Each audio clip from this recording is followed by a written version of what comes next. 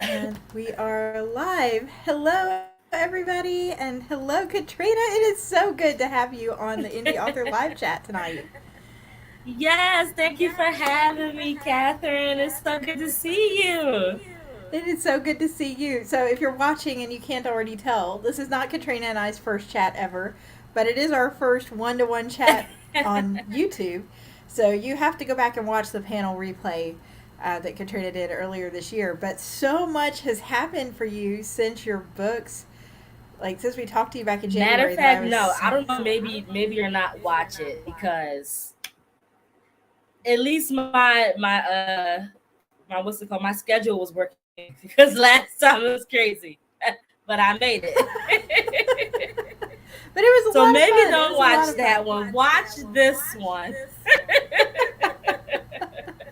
Oh, but it's so exciting just to have you on and just to talk about all the cool things going and that have been already this year.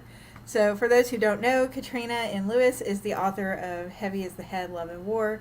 It's the first volume that I have read in a series that there's already another book out in, right? So, Yes, you don't have to it is wait coming. to read the second book. It is so good. I feel like it's the epitome of an epic romantasy. Ah, that. Oh my god, that just gave me all the feels. An epic romantasy.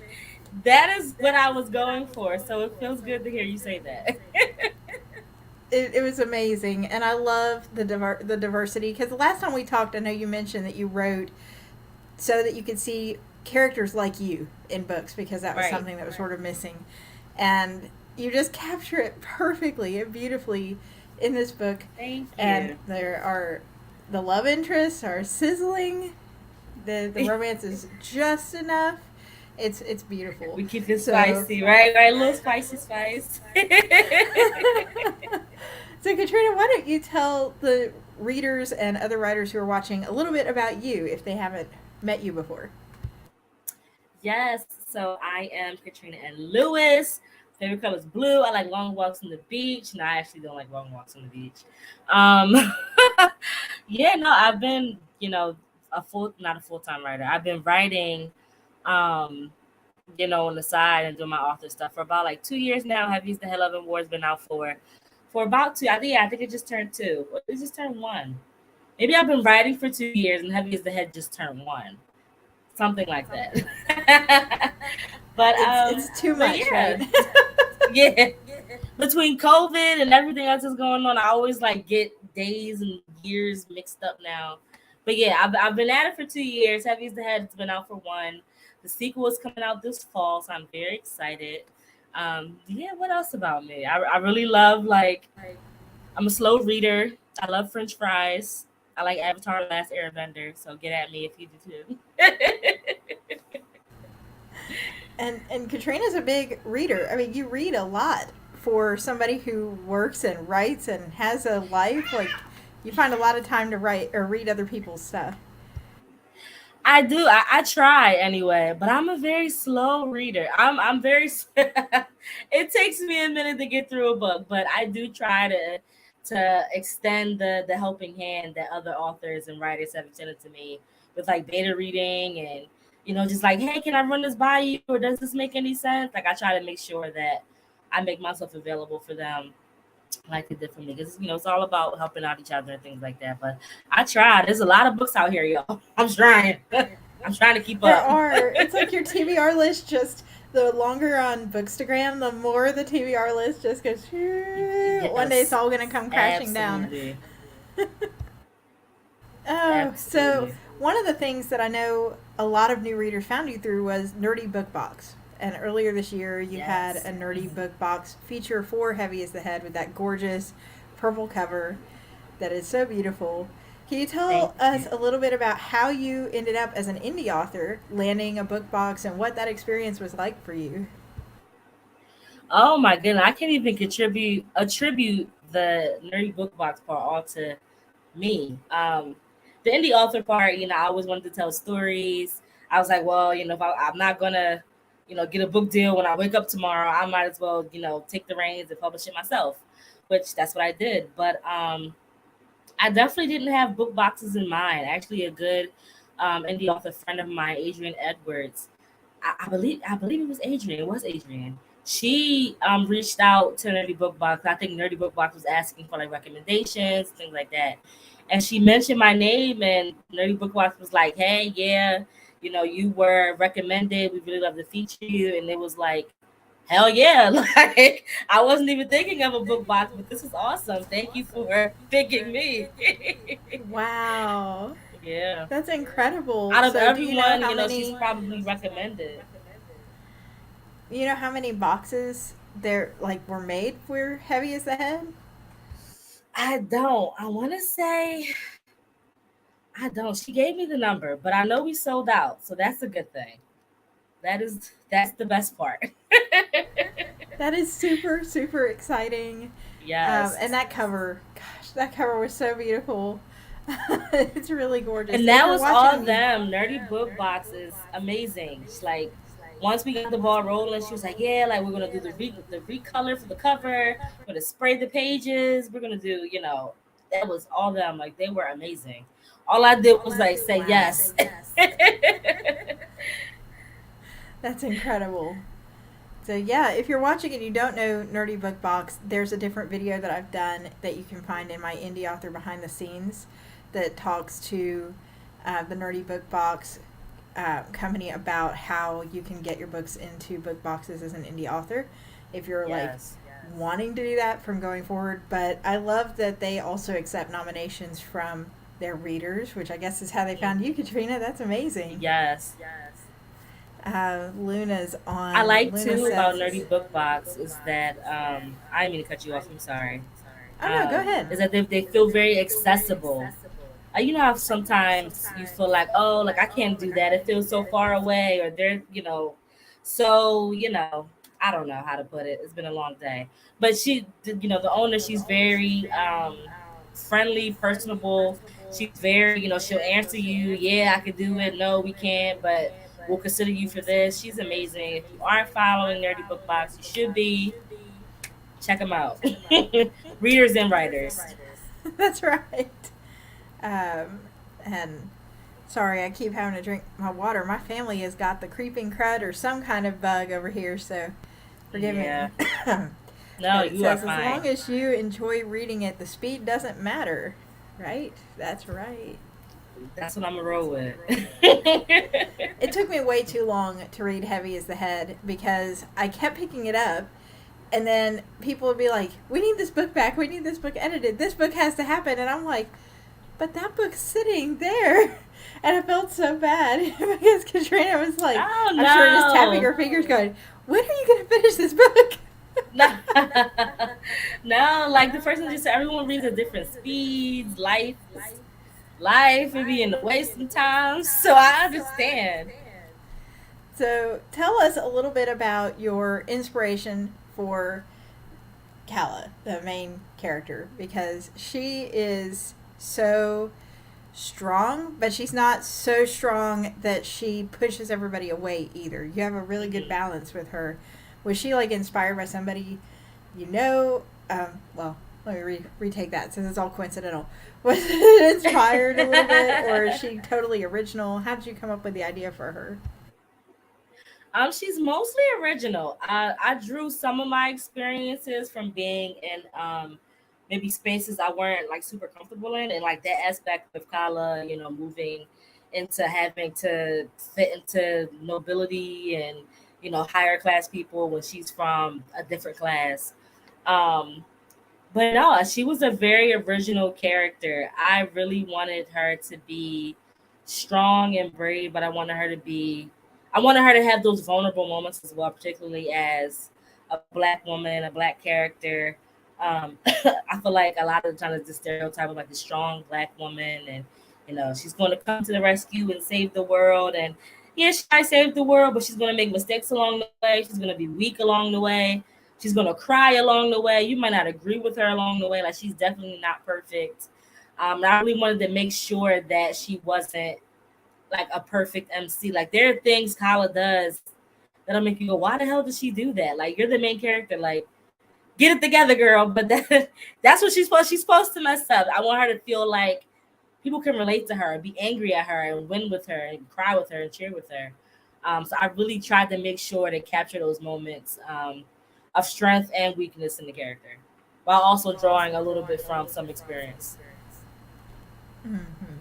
So, did you have a favorite of the two potential love interests, or were you sort of impartial till the end? Because I've seen a lot of your Instagram posts about, and some in takeover parties, and there Hmm. seems to be a pretty split divide between which guy she should go with for this book. I wanted that, but I so it's funny. I'm very is it partial? Yeah, partial to princes. I love a good prince. I'm very like Disney princess, fairy tale, like marry me, Princey Pooh. Like that is me. But I really Mm. wanted it to be like a Edward or Jacob.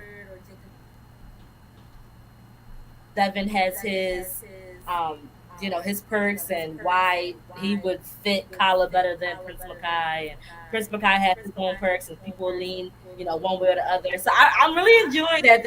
Some people are torn. Even in book two, people are more torn. So I Yeah. wanted that, but I'm like, don't bash Makai too much because that's my book boyfriend. That's right. I mean, and you do have the dragon versus the mage aspect there too, and I know that Right. both have pretty devoted fandoms: the dragon shifter fandom and Yes. then the mage fandom. Um, Without getting too spoilery into the story, there is one big change for her, and I won't get too specific here, that seems to really unravel her character and really break her character. Is that a scene that was very difficult to write for you because you wrote it so raw and emotional? Hmm. Um, I don't think it was hard. I just think I had to tap into those spaces of myself. So, like, I would like to think that Kyla kind of deals with a lot of the things that, like, any other average person deals with, anxiety, dealing with, trying to do the right thing and not making the right decision. And then, like, getting upset at yourself because you made the wrong decision. So I don't think it was necessarily hard. I think the hardest, yeah, maybe it was. I wanted to make sure I got the emotion down right. Like I wanted it to come across like I wanted you to feel for her. Like, oh, I've been in that spot. I felt that way. Sorry, I got a family group text. Um, They're going off in the calling middle of the me on night. You're trying to sleep. Ding! right.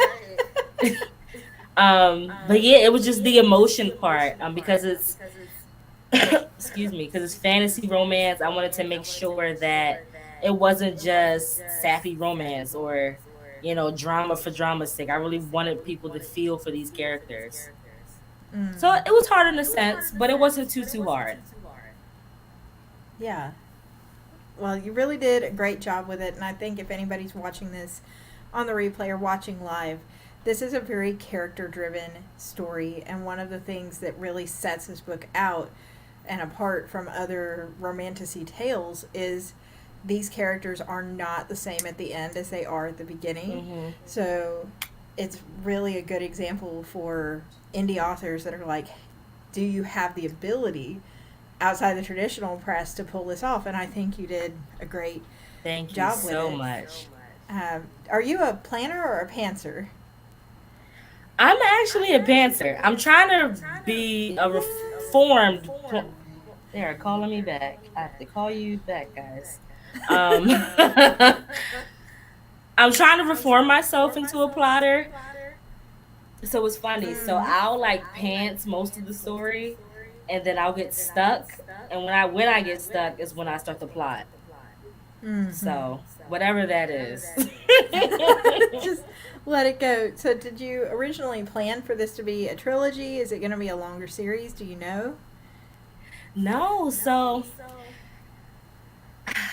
I thought about a trilogy, and then I was like, I don't know if I have it in me to do the three books. So we're sticking to two. So it's gonna be a duology actually. Um, Nice. yeah. I don't know. I just felt weird with a trilogy. I just felt like, oh, I don't want to.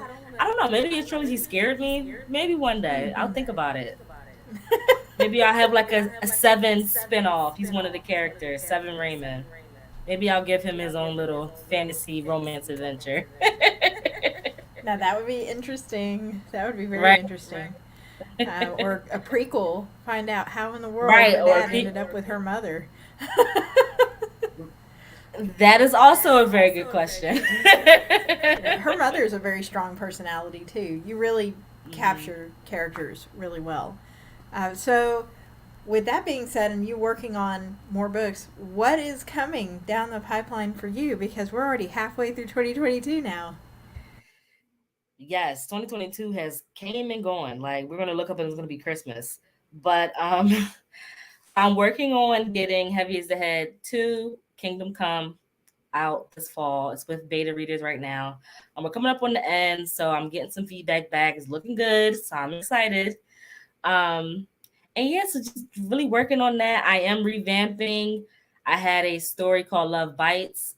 I might be revamping that for something, so that might be out this fall as well. And that is a vampire paranormal fantasy romance tale. All my stories are fantasy romance, so expect like swoon worthy stuff, some badass stuff, some spice, all that.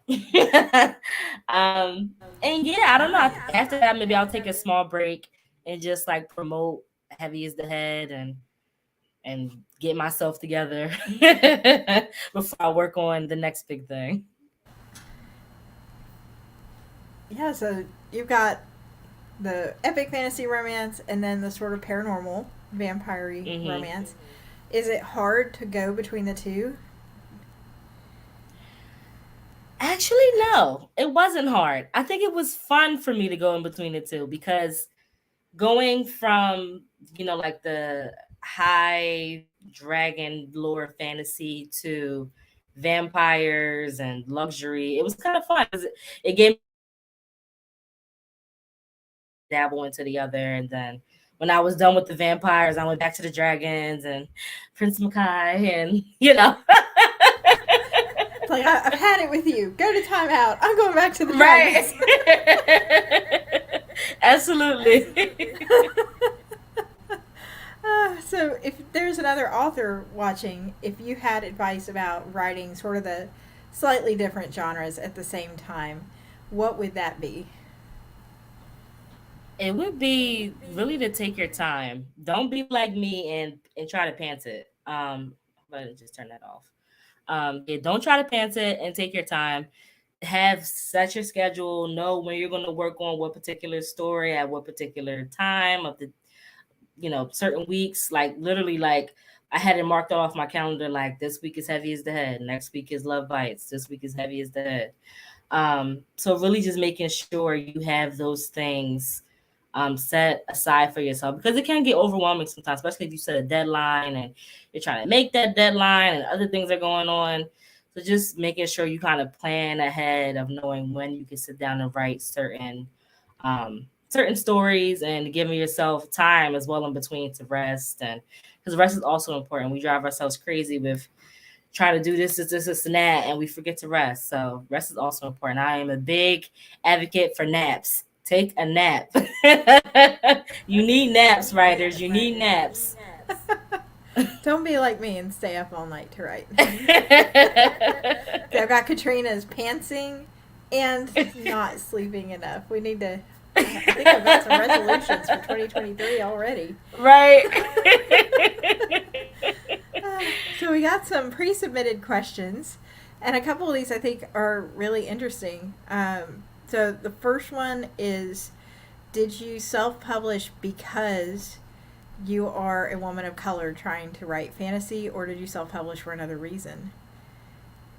I self-published because I really wanted to prove to myself that I could do the entire project from start to finish. That was really why I decided to self-publish.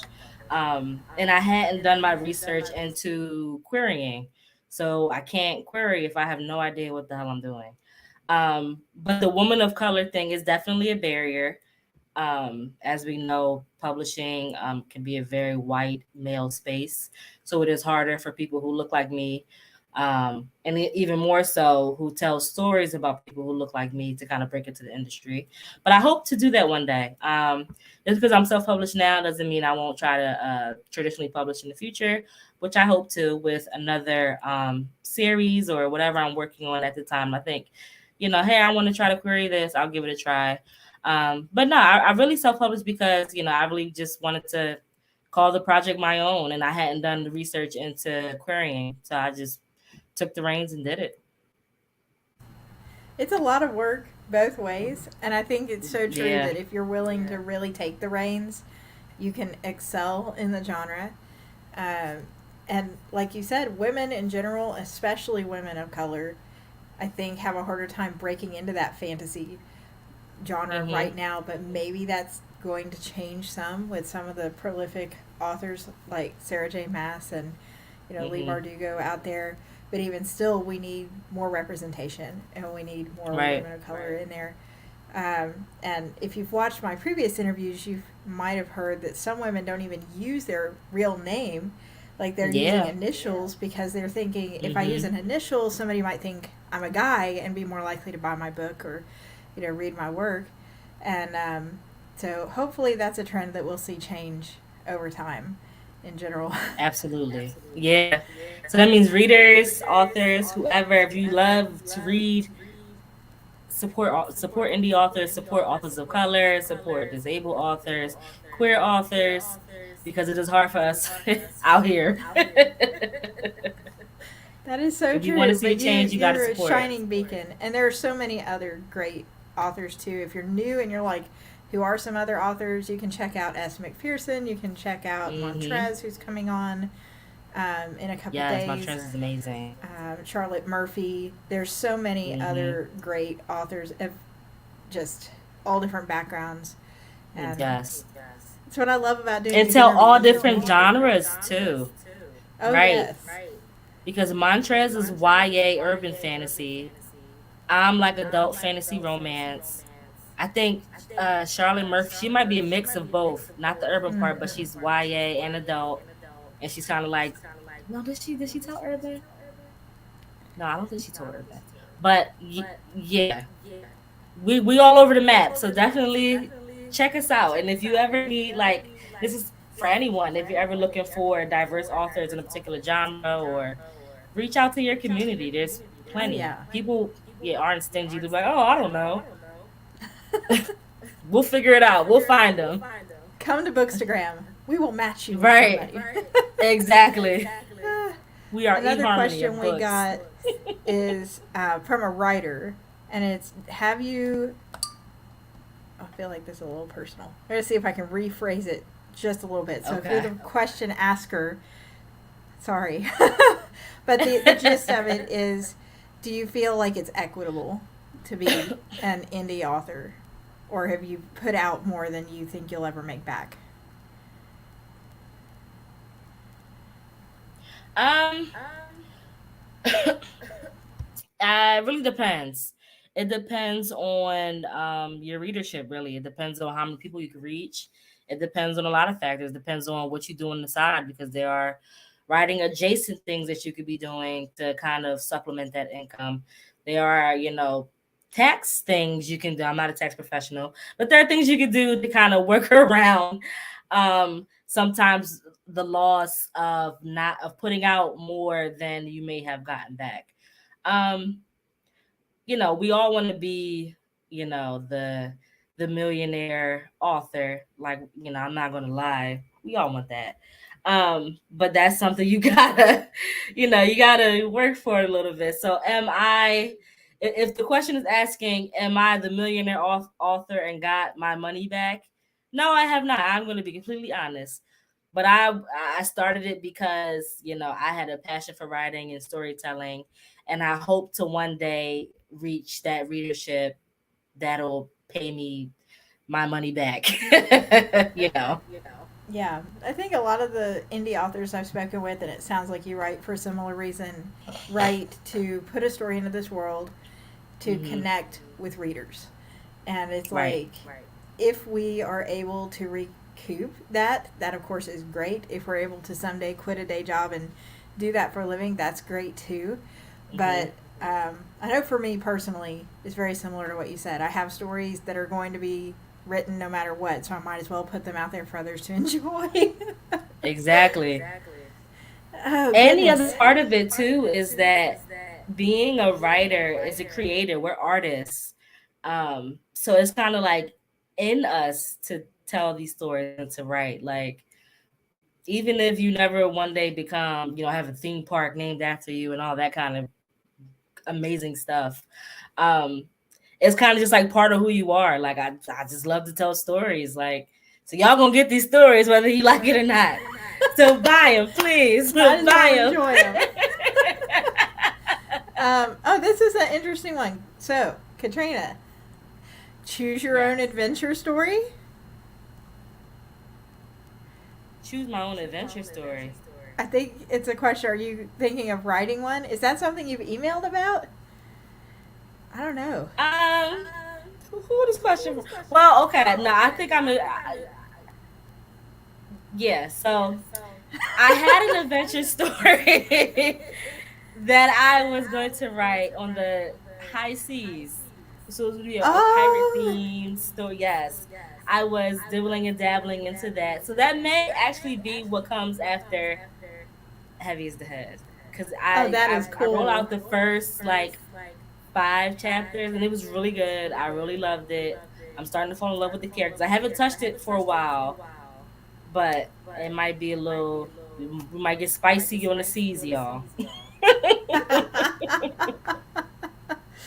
It says choose your own adventure stories sound complicated to write. Yeah, I would agree. I think they sound a little difficult. Yeah. even though some readers might be like, I want Kala to end up with. Which I have gotten, but you gotta let the story unfold.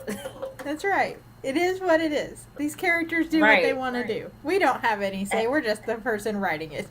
Exactly. Oh Exactly. goodness. Um, how steamy is your story? This story, I would say, this is me being someone that reads a lot of Fade to Black. It's Hmm. steamy, but it's not like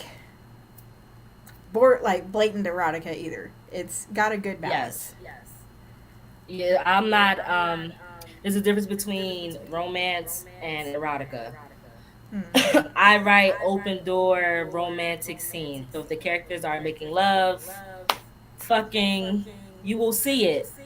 But it is not on the side of erotica, which Mm-hmm. is, all of the story is about the sex between two or more parties. My story is about the love blossoming between two or more parties who might also happen to have sex. Mm-hmm. And then this was a clarification question. What is romantasy? Oh, so romantasy. I've just started learning this actually, because there's a difference between again like erotica, romantasy, and fantasy with a romantic subplot. So basically, romantasy is where you have equal fantasy and equal romance. If you take the romance out of like Heavy is the Head, for example, the story falls apart. Like romance is part of the crux of the story and romantasy. Versus if you have a fantasy with a romantic subplot, if you take the romance out of, let's say, let me see. I'm trying to think of something. Like my friend, good friend Charlotte Murphy, she has a novel, Wolves of Duty. If you take the romance out of Wolves of Duty as a novel itself still stands. There's still a plot. There's still a ton of story there. If you take the romance out of Heavy as the Head, the story falls apart because at the crux of Heavy as the Head, it is a romantic story, a romantic tale. And then erotica, of course, is just they just having sex. Right. So But yeah, so it's romantic is the just really the balance. balance between both. Yes. Yes. And I think if you're coming in later, Katrina mentioned earlier that she does write other genres too. And then, of course, if you throw the high seas fantasy in there, then that'll be something else Yes. entirely. So super excited. So last question I'm going to grab from the pre-done, and if you guys still have questions, please feel free to drop them in the comments and I will shoot them to Katrina and I'll reply to your comments with the answer because I know the replay is going to be available live. But how does your new husband, congratulations, feel about you writing romantic fantasy? He loves it. He thinks like it's the coolest thing ever. He'll like read the stuff and he's like, "Oh, that was hot." I was like, "Was it? I think good." So yeah, no, he absolutely loves it. He has such a good time. Like when I like show him stuff, like, "How was this scene?" or when I ask him his feedback on the cover, like he enjoys being part of the process. Yeah, of course, like when Aww. he's not tired or getting off of work and he's like, "Leave me alone," but he's usually up to answer all of my questions and read all my stuff. He's great. He's really great. Shout out the That's bub. so sweet. He's really Oh, big on. that's He's a big reader actually. So he's like into mythology and he really loves anime and so he's kind of like I can throw things off of him and he will try to expand upon whatever fantastical adventure I'm trying to set. He's like, "Well, how about you throw this in?" I'm like, "Well, what the hell is that?" He's like, "Google it." oh, that's amazing. All right, so I know we've talked a lot. Thank you so much, Katrina, for jumping on to chat live, and to everybody who submitted questions in advance, and for tuning in on YouTube and Facebook and Twitter. The replay will be available if you're watching on YouTube or Facebook. There's a link to all of Katrina's stuff in the description boxes, so you can click there, go get a copy of Heavy as the Head. Well, I mean, it'll always be hot, but while it's hottest right now. And definitely subscribe to Katrina's emails. I know that a lot of authors are like, subscribe to my email, and I'm subscribed to way too many author emails, and a lot of them I don't honestly really read. I feel sort of bad saying that on YouTube.